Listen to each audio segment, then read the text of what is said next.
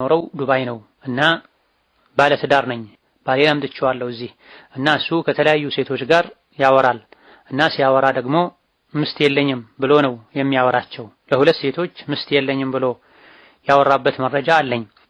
ግን ብዙ ጊዜ ምስት የለኝም ብሎ ያወራል ተብያለሁ እና አንድ ያገባ ወንድ የኒካህ ምስት ያለችው ምስት የለኝም ካለ ኒካው ይወርዳል ሲባል ሰምቻለሁ።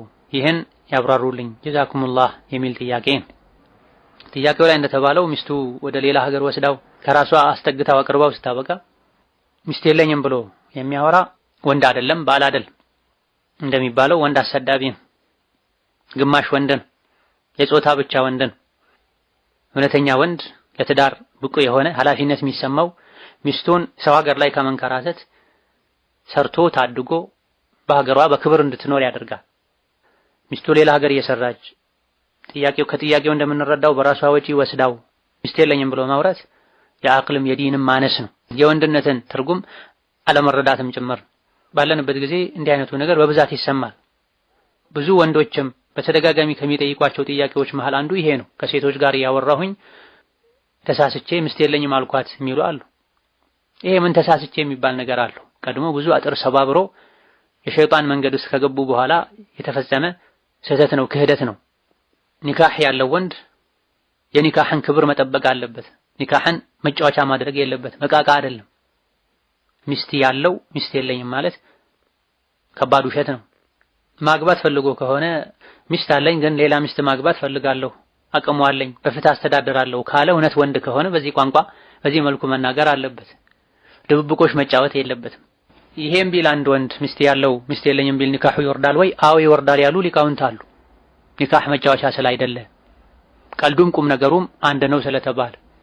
ነገር ግን ብዙዎቹ የፍቅህ ሊቃውንት በውሸት ወንጀል አላህ ዘንድ ይጠየቃል እንጂ መፍታትን ፈልጎ አለህ ወይ ስትለው ያችን ምስቴን ፈታታለሁ ካሁን በኋላ የለኝም ያችን ምስቴን ፈትቻታለሁ ካሁን በኋላ ከሷ ጋር አልኖርም ስለዚህ የለኝም ልበላት ብሎ ውሳኔ ሆኖ ከውስጥ ወስኖ ከሆነ የለኝም ያለው ይሄኔ ፍቺ ይሆናል።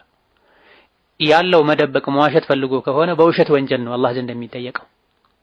ብዙዎች የመረጡት ይሄን ነው። ነገር ግን የተወሰኑ ሊቃውንት የመረጡት ውሸቱን ቢሆንም ለቀልዱ ቢሆንም ለመደበቅ ብሎ ቢሆንም መፍታትም ባያሰበም ኒካሁ ይወርዳል ስላሉ ይህ ነገር ላይ በጣም መጠንቀቅ ያስፈልጋል። የትዳር ህይወት ጥፍጥና ያጣው በረካ ያጣው ለዚህ ነው።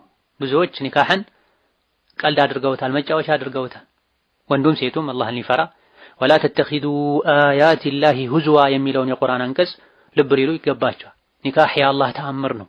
ወሚን አያቲሂ አን ኸለቀ ለኩም ሚን አንፉሲኩም አዝዋጃ ከአላህ ትልልቅ ተአምሮች አንዱ ሰማይ፣ ምድር፣ ፀሐይ፣ ጨረቃ የአላህ ተአምር እንደሆነ ሁሉ ኒካህ የሚባለው የተከበረ የጋብቻ ውል የአላህ ተአምር ነው። የአላህን ተአምር መጫወቻ ማድረግ ኒካህ ያለው ሚስት ያለው አንድ ሰው ሚስት የለኝም ማለት አላህ ያከበደውን ነገር ማቅለል ነው የሚሆነውና አኺራችን እንዳይበላሽ የዱንያ ህይወታችንም እንዳይበላሽ ዋጋ ቢስ እንዳይሆን አላህን ልንፈራ ሸሪዓን ልናከብር ልንተወበት ይገባናል። ሌላኛው ጥያቄ እኔ